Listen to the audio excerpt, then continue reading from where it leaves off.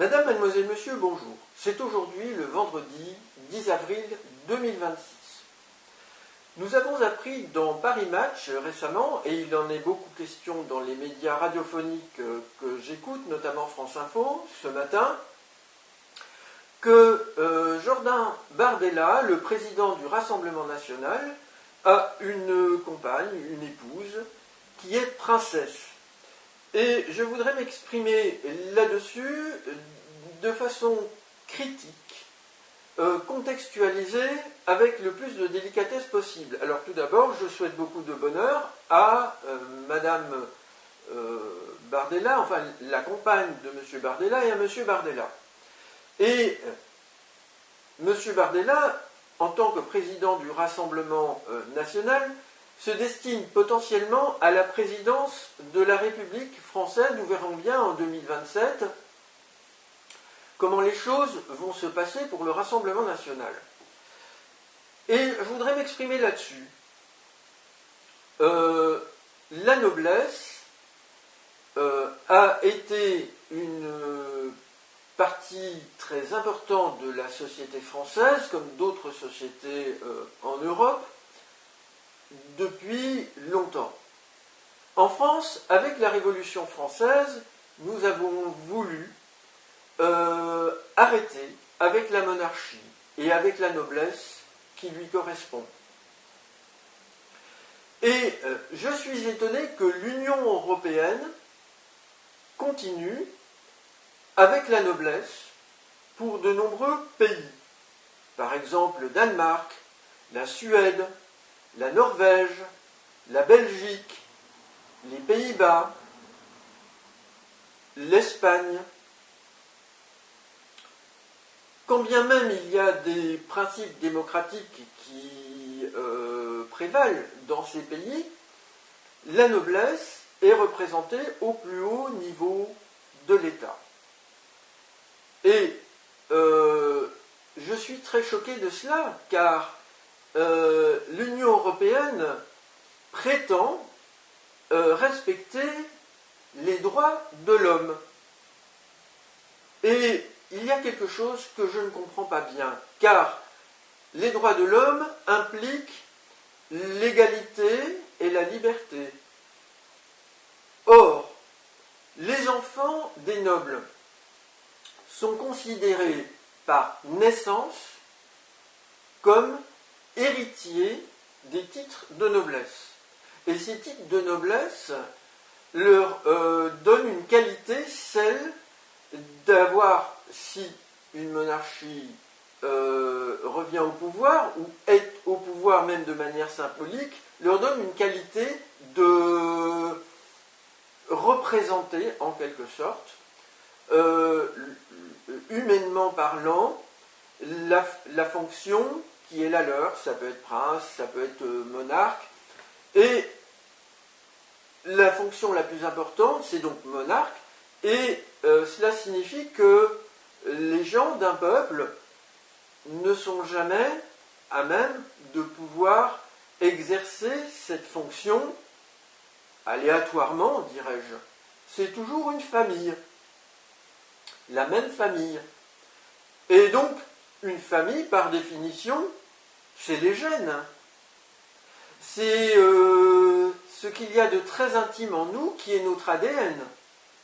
Donc, en définitive, on prétend qu'il y a des gens dont l'ADN leur donne naturellement la possibilité d'être les chefs, même symboliques, des autres. Biologiquement, ça n'a jamais été montré pour l'être humain, ni pour d'autres animaux. C'est une imposture. C'est un mensonge. Certes, il y a chez certains mammifères des êtres qui ont des qualités génétiques qui les amènent à être plutôt dominants. Mais ça n'est pas la même chose. Et là, c'est donc des familles entières, des lignées entières qui vont aller, depuis des siècles, se placer au-dessus des autres. Donc biologiquement, c'est un mensonge. Nous sommes d'abord des animaux certes particuliers avec une culture. Alors la culture, elle ne comporte pas nécessairement que du bon. Et précisément là ici, prétendre que on peut régner sur tout un peuple, même symboliquement, par ses gènes, la famille, c'est une imposture. Je n'entends pas tellement de scientifiques, de philosophes dire les choses comme ça. C'est aussi simple que ça. Et il y a tout dans cette culture aussi qui pose problème. Les enfants qui naissent dans les familles nobles sont prédestinés, éduqués dans cet état d'esprit. C'est-à-dire qu'on ne les laisse pas libres de faire ce choix, qui est un choix très important, de se destiner à diriger un peuple. C'est quelque chose que l'on devrait être amené à faire quand on est arrivé à maturité. La maturité, c'est après la vingtaine, hein, voire 25-30 ans. Pas avant. On est plus ou moins précoce, mais on est adolescent jusque tard, particulièrement dans nos sociétés. Donc, il faut considérer là que les enfants ne sont pas respectés en esprit. On ne respecte pas leur liberté, donc. On les met dans une sorte de chambre dorée, dans laquelle on va les éduquer, couper du reste de la société par rapport à ces notions-là, pour qu'ils apprennent à être des nobles et à se sentir comme, comment dire, élus en quelque sorte depuis des siècles, à perpétuer une idée fausse de représenter la société. Alors, tant qu'une société aime ça, c'est comme ça. Pour moi, c'est du vice, mais le problème, c'est que tout le monde n'aime pas ça. Même au Royaume-Uni, où pourtant beaucoup de personnes aiment la famille royale, au Royaume-Uni, il y a des républicains qui sont fermement opposés à la monarchie et qui souhaiteraient que l'on arrête avec ça. Donc, il y a ces problèmes-là. Et il y a une autre problématique, c'est le rapport au divin. Car généralement, ces familles nobles, monarchiques, chrétiennes, en Europe, elles ont un lien systématique avec le christianisme.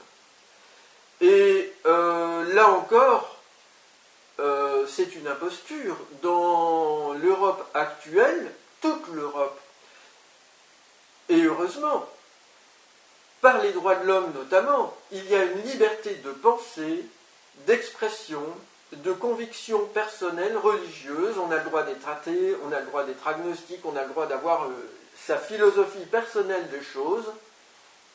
Et on ne saurait admettre que des chefs d'État s'affichent avec leur religion, c'est-à-dire pour représenter tout un peuple, tandis que de nombreuses personnes de ce peuple sont en désaccord avec cette religion. Et je trouve tout cela vraiment très choquant et incohérent avec les droits de l'homme. Donc il est temps de prendre conscience des choses parce que il y a là actuellement, je vous le dis depuis 2008, une grave menace de finalisation du plan de l'apocalypse des chrétiens avec des intrus extraterrestres dirigés par un être gris qui a la même âme, selon moi, que le prophète Jésus. Alors, rapidement, le prophète Jésus lui-même avait annoncé, c'est dans l'évangile de Matthieu, de son vivant, qu'il reviendrait, et puis que, missionné par Dieu, il séparait le bon grain de l'ivraie. Donc, c'est très inquiétant, parce que ça veut dire qu'il éliminerait des gens sur la terre. Je ne comprends pas ça autrement. Et cela dit en passant, pour un prétendu incarné de Dieu, c'est pas une bonne expression, puisque toutes les plantes sont égales pour la divinité. Toutes les plantes ont le droit d'exister. Donc il n'y a pas de bon grain et il n'y a pas de mauvaises herbes, en quelque sorte. Donc, je suis très inquiet, parce que dans l'Apocalypse de Jean, chapitre 19, verset 11, c'est le dernier livre de la Bible, le nouveau Messie des chrétiens, le fidèle et véritable, arrive du ciel avec une armée céleste pour juger les États. Alors aujourd'hui, Emmanuel Macron se rend à Rome et il va rencontrer ses amis catholiques. Et Emmanuel Macron, je l'informe depuis qu'il est au pouvoir, comme j'ai informé avant François Hollande et encore avant Nicolas Sarkozy, concernant ces menaces extraterrestres. Et en parlant de Nicolas Sarkozy précisément, je remonte loin dans le passé, parce que je l'avais prévenu, il a envoyé me rencontrer des policiers des renseignements généraux de Lille pour écouter mon témoignage concernant ces présences extraterrestres. Et je leur ai expliqué qu'il y a deux alliances extraterrestres belligérantes, l'alliance apocalyptique dont je vous parle, qui souhaite installer une théocratie mondiale, et puis une autre alliance avec laquelle j'ai communiqué également. J'ai été impliqué en fait dans des contacts à distance avec ces extraterrestres. Il y a beaucoup de documentation sur Internet, je ne reviens pas dessus là maintenant. Et ces policiers des renseignements généraux ont admis devant moi, lors de notre entretien qui a été très cordial, qu'ils s'intéressent à des interactions entre des intrus extraterrestres et notre population au plan mondial, et spécialement concernant des Français. Alors, je souhaite revenir à M. Bardella et à son épouse.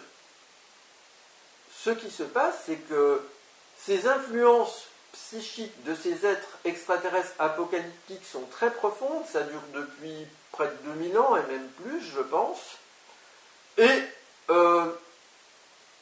ils sont prêts à nous cueillir, en quelque sorte. Et M. Bardella, poum, avec son épouse, ils tombent dans le piège. Et ils sont prêts à entraîner plein de Français dans ce qui est un piège.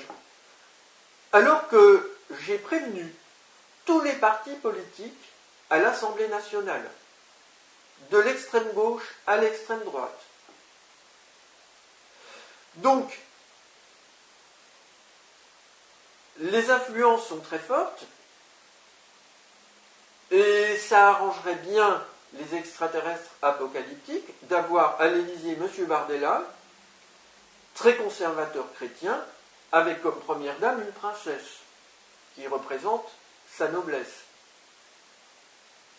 Moi, je vous préviens, je suis choqué que nous en soyons là. Et il y a une responsabilité collective. Je ne vais pas charger uniquement les politiques de l'extrême droite de la France de tous nos maux concernant cette menace extraterrestre. Comme je vous l'ai dit, tous les politiques sont impliqués. Et beaucoup de personnes dans la population sont impliquées. Elles sont prévenues par différents canaux d'intrusion extraterrestre. Donc, je vous invite à vous servir de votre intelligence. Là, nous avons, pour vous réfléchir, pour vous informer, ne pas suivre que les canaux comme France Info ou France Inter, qui ne vous disent pas grand-chose et qui font du dénigrement même concernant ce qui se passe aux États-Unis d'Amérique. Aux États-Unis d'Amérique, nous allons avoir très bientôt, je pense, des divulgations officielles concernant des documents très importants. Ça va se passer au Congrès, mais ça va peut-être se passer aussi à la Maison-Blanche. Le fait est que le président des États-Unis d'Amérique a fait réserver le mot alien.gov, le domaine Internet. Donc, il va très certainement être question de déclarations publiques nous expliquant qu'il y a des preuves à la Maison-Blanche de présence extraterrestre ou d'engins crachés avec des cadavres extraterrestres, etc. Voilà où nous en sommes. Madame, mademoiselle, monsieur, je pourrais parler encore longtemps, je préfère m'arrêter là et je vous invite à examiner ma documentation en ligne. Je vous remercie pour votre attention.